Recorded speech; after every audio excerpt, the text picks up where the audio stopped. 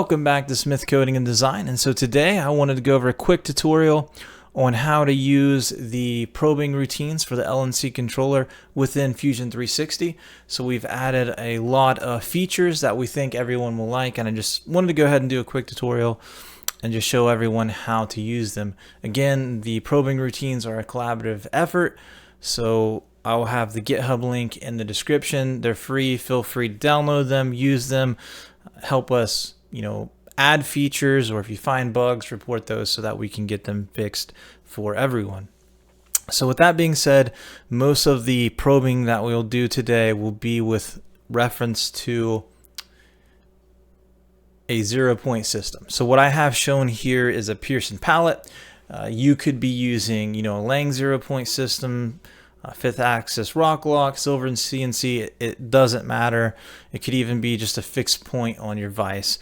The key thing is that you have a fixed point that doesn't change, that Fusion can sort of use to drive around within reference to all of your fixturing. So in my case, I have the round pin on the base of the Pearson palette probed and stored in G59. Again, that does not change. So then when we use WCS override, when we get into the probing routines, we'll see here in a minute, and we choose G59, Fusion will use G59 again to drive the probe, navigate around all of our fixturing, assuming that we have it modeled correctly here in Fusion.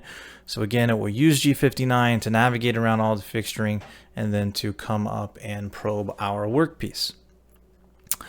And so what's nice about using a 0-point system, or just, again, a fixed point on your vise, is that we can go through our operations. So here I have, the front or op1 and then the back side or op2.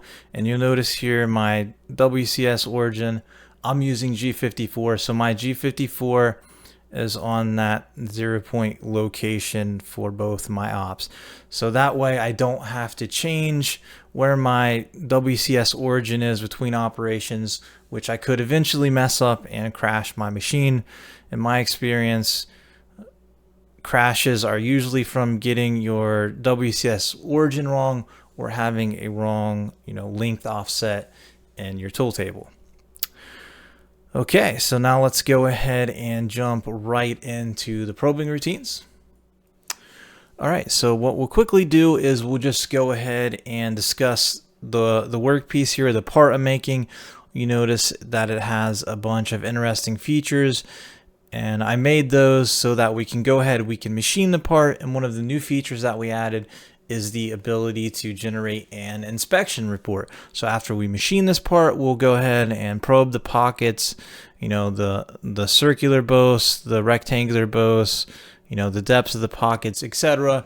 And then we'll generate an inspection report so that we can go ahead and sort of get an idea of how close we are in terms of our tolerances.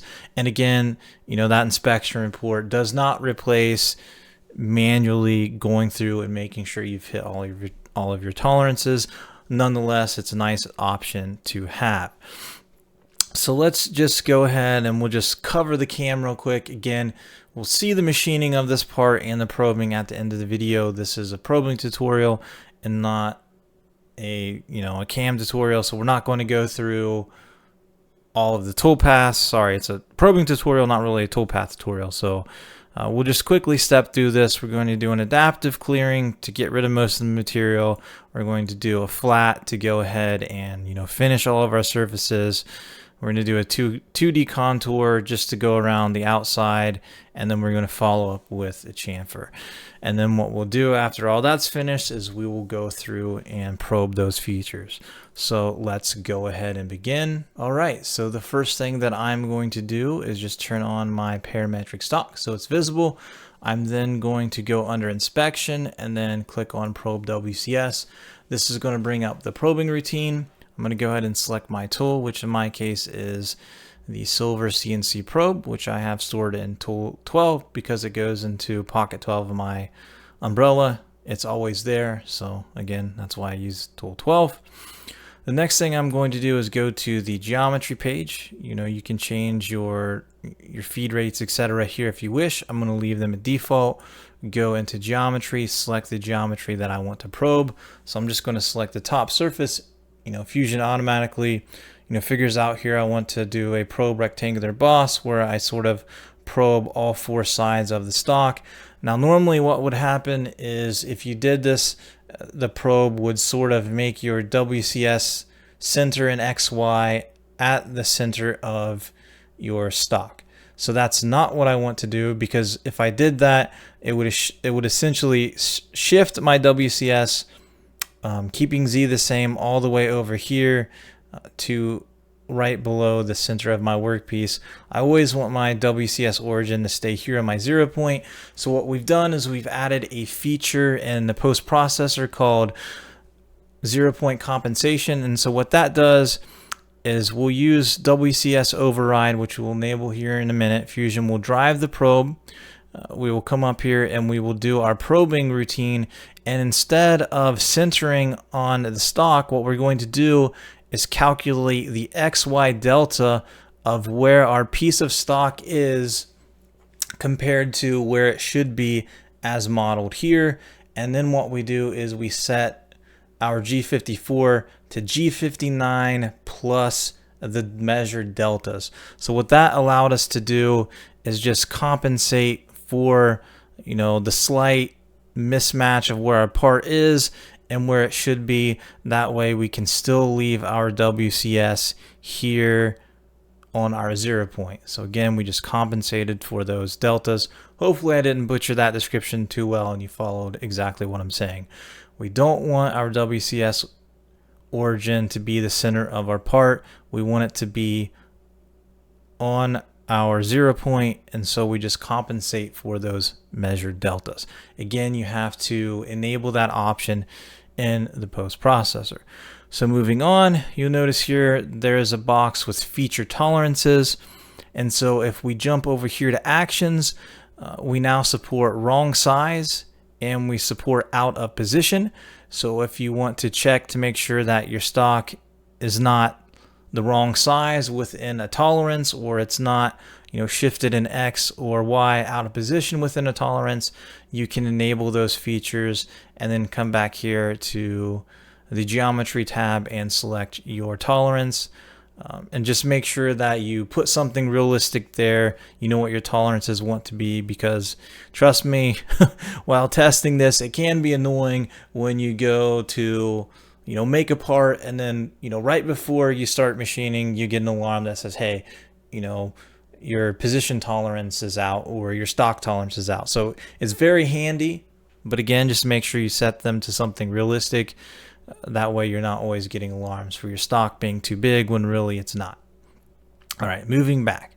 So the other option we added was the ability to again be able to make an inspection report. So what we do here is we have a print results box. So if that was enabled, the probe would go in, it would probe the rectangular boss or a stock here, and it would not, I repeat, it would not set the WCS origin. What it would do is just measure the length and width and then save it to a file. So you'll see how we use print results here in a few minutes after we go ahead and do the machining.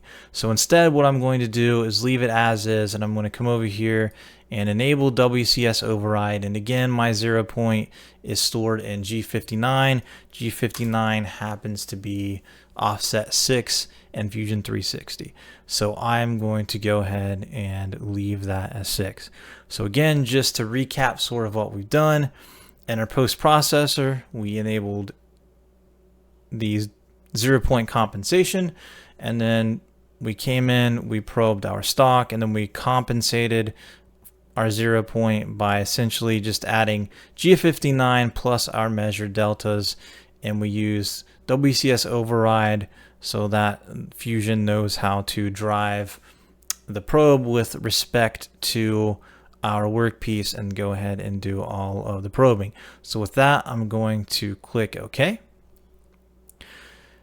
And now I want this to be at the beginning before I do any machining, so I just moved it to the top. So the first thing we do is we come in, we do our probing, and then we go through and we do our adaptive clearing, our flat, our 2D contour, etc. Let me go ahead and turn off the parametric stock now that we've done that.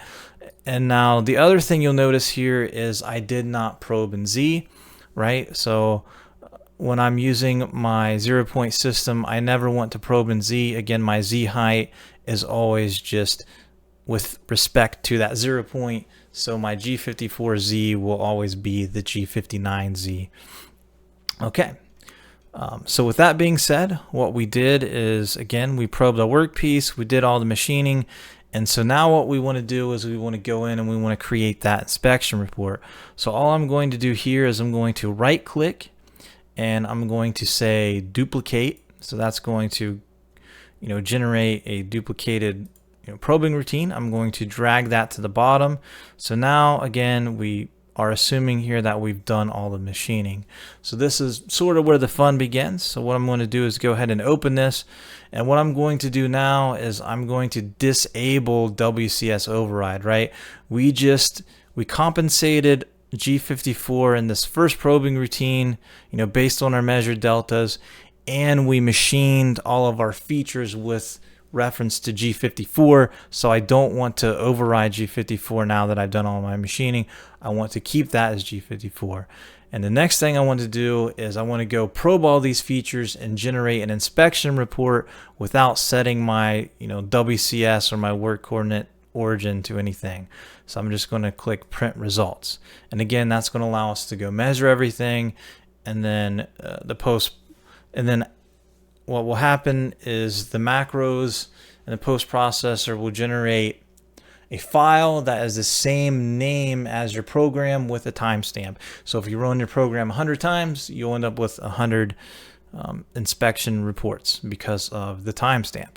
So with that being said, we're now going to jump over to geometry. I'm going to deselect the geometry we used the first time. And so the first thing I want to do now that we've machined our part is I want to go over here and I want to measure the circular bows. So that's what I'm going to click on. And now what I'm going to do, I'm just going to click on the front here and just make sure that my probe again is high enough so it's not going to collide with the square feature here. Okay. So now that that's done, all I have to do is click OK. And remember, we have print results enabled, so we are just doing measurements. All right, so the next thing we're going to do is we're just going to duplicate it again. And so it's just going to be sort of a tedious process here because we are not using, the paid for, inspection report through Fusion 360 or the, the inspection add-on, so to speak. We're just going to manually again add the features that we want to probe and we want an inspection report, again keeping that print results. Okay, so now what I'm going to do is I want to probe this square here. So I'm just going to go here and I'm going to click on all four corners. So bear with me here. All right, there we go. And so the next thing we want to do is make sure that we have selected a routine that our probing macros support. It does support the rectangular bows. It does not support a rectangular bows with an island. So we just wanted to make sure that was just rectangular bows and not rectangular bows with an island. So there again, we're going to go ahead and click OK. And then what we're going to do is we're just going to rinse and repeat. So again here, we're going to duplicate. And now maybe we'll start doing something that's a little more interesting here. So let's say we want to measure the slot between this rectangular bows and this rectangular bows. So I'm going to go ahead and edit this routine. Go again to geometry. We're going to get rid of the four faces here. We're going to click this face. Then we're going to click this face. And then again, we're going to go here and make sure that it says X channel and not X channel with an island. We don't support the routines with islands at this time. So now that we selected OK, we can go ahead and measure the distance between those two walls and put that in our inspection report. Okay, so I'm going to just go back here to the home view. Okay, so it's complaining that my approach distance is too much here. So we are going to change this to, let's say, 1/4 of an inch and see if that gets rid of the error. And there we go. So everything's good. So again, we are going to duplicate again. And now let's say we want to go in and let's just measure this hole. So we'll right click, edit, back to the geometry tab. Again, bear with me here. I know this is sort of, a lot of repeating. So there we go. We've just measured the hole, and then we put that in our inspection report. And now finally, what we'll end with here is how would we measure, let's say, the depth of this pocket. So what I'm going to do here is I'm going to duplicate twice, and you'll see why here in a minute, so bear with me. Duplicate, where did you go? Okay, there we go. So duplicate twice. And now on this first one, I'm going to go to edit, go back into geometry, and now I'm just going to select this face, and now you can drag the probe point. So what I'm going to do is just drag the probe point over to this corner, and then we want a Z surface, so I'm going to click OK.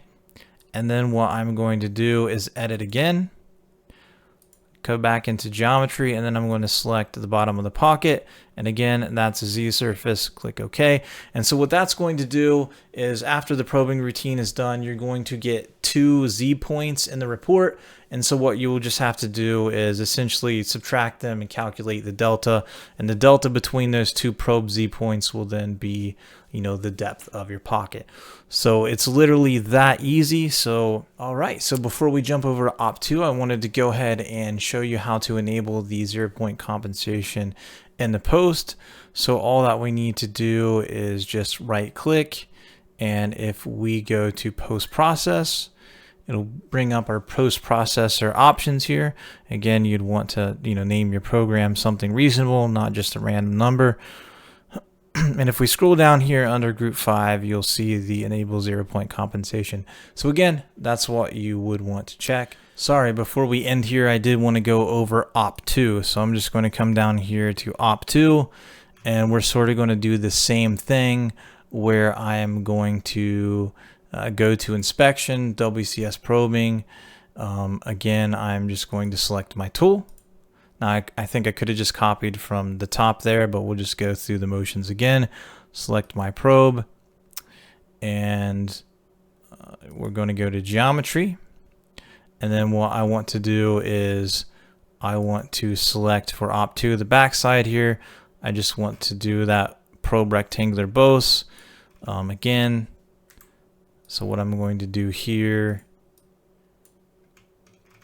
is select all 4 sides. So there we go. Go back to home view. And again, so what I'm going to do here is I'm going to come in, I'm going to face the top hat material off of my part, and then I'm going to go ahead and probe and then do the chamfers. That way our chamfers line up perfect.